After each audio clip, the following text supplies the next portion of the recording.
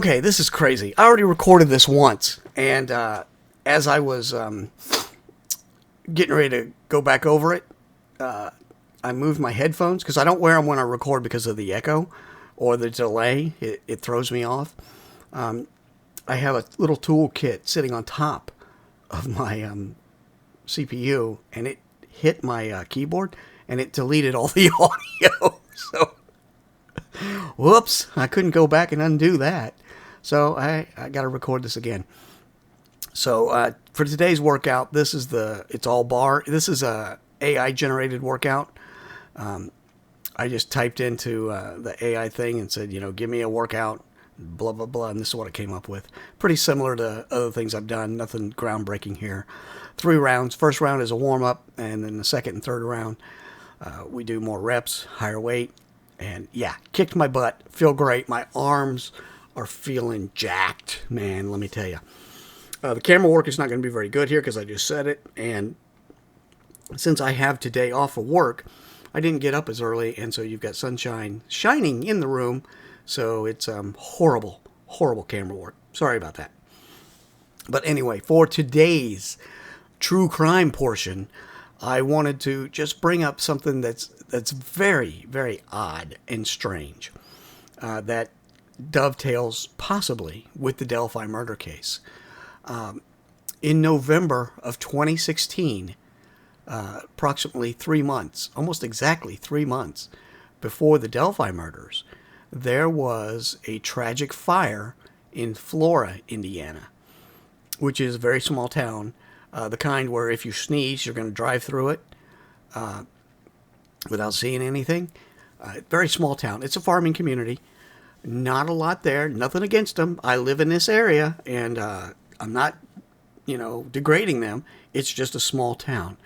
So there was a tragic fire there that killed 4 young girls. And, tragedies happen. Fires happen.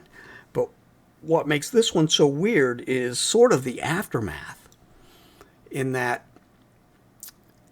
to date, there have been no arrests yet. It has been determined an arson. Okay, and we're going on 8 years now for this one. And its close proximity to the Delphi case does raise an eyebrow. So let me give you a little background. It happened on November 21st, 2016, in the wee hours of the morning, like 3 or 4 o'clock in the morning. And there were some firemen and officers who were injured trying to get into the house to save the 4 little girls. And they were very young, between ages 5 and 11. Their mom slept downstairs and the girls all slept upstairs. The mom tried to get up to them, but she could not get up the stairs. So she survived, and unfortunately her daughters perished in this fire. And the firefighters and the police did the best they could to try and get to them and just were not able to. So initially, after the fire, it was labeled as indeterminate. Sorry, that's my phone going off.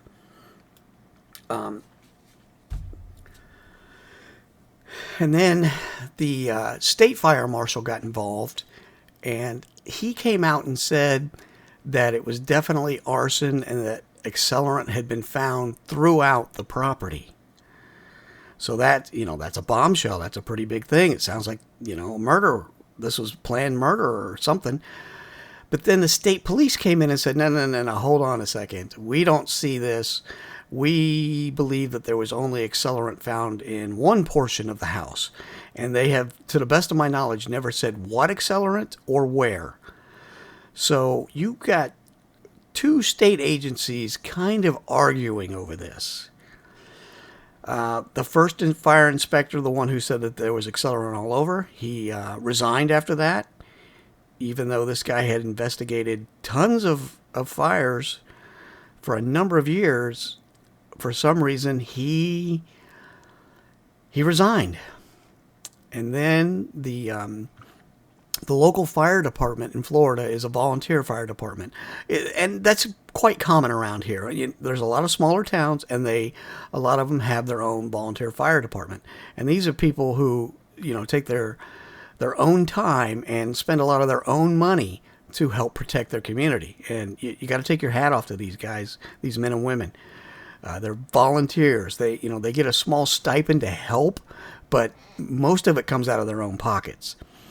Well, the fire chief of the Flora department, he up and resigned as well, just out of the blue. Boom. Basically, I've had enough of this. I'm gone. So that really makes you raise an eyebrow. What's going on here? But we're not done yet, because Flora, like Delphi, is in Carroll County. And the Carroll County prosecutor in 2017, so this is after the fire and after the Delphi murders, he decides he's going to retire at the end of the year. So that's how we ended up with Nick McClellan, as Michelle After Dark calls him Slick Nick. So you got 3 people who resigned, potentially because of this fire and the murder in Delphi. And it doesn't take a massive leap to think they could possibly be connected. If we go with Richard Allen's defense and talk about Odinist being involved, some of these Odinist groups are purported to be white supremacists. And the family that lived in this house in Flora were African American. So, is it possible there's something there? It's certainly possible. Probable? I don't know. The one thing I do know, they're being very tight-lipped about it. They're not releasing any information. And, this November will be 8 years since this has happened.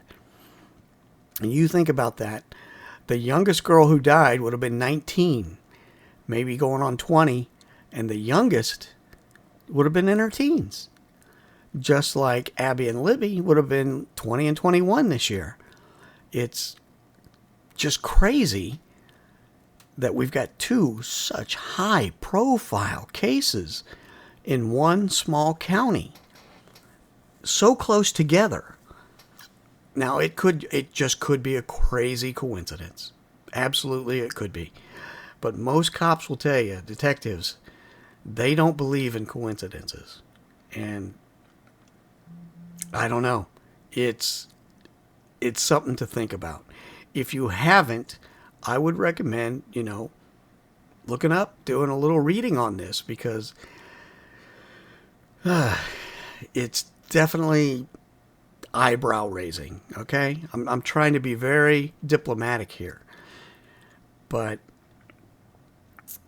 for a small town, a pair of small towns, one county that doesn't have any big cities in it, to have so much in such a short time span seems rather odd. You can say maybe it's just because we're hearing about it, but I think there might be a little bit more to it than that. So, anyway, those are my thoughts on that for today. If you've watched and tuned in for this long, thank you. Please leave a comment below. I could use a few more subscribers. We're under 150, unfortunately 149. It's disparaging or depressing to put these out and have so few people actually watch them. But that's on me. If I had better content, people would watch. So, but anyway, that's my thoughts for today. I'm sorry the camera work was so bad. Try and get it better later. But thanks for tuning in. Leave a comment. Bonsai. And we'll see you next time. Oh, we got one last workout here. I will tell you that this pretty much drained me. My arms felt thick as tree trunks when I was done, because I got a really good arm workout in here. So we will finish this up for February and do something else in March. And again, thanks for tuning in. Bonsai, and we'll see you next time.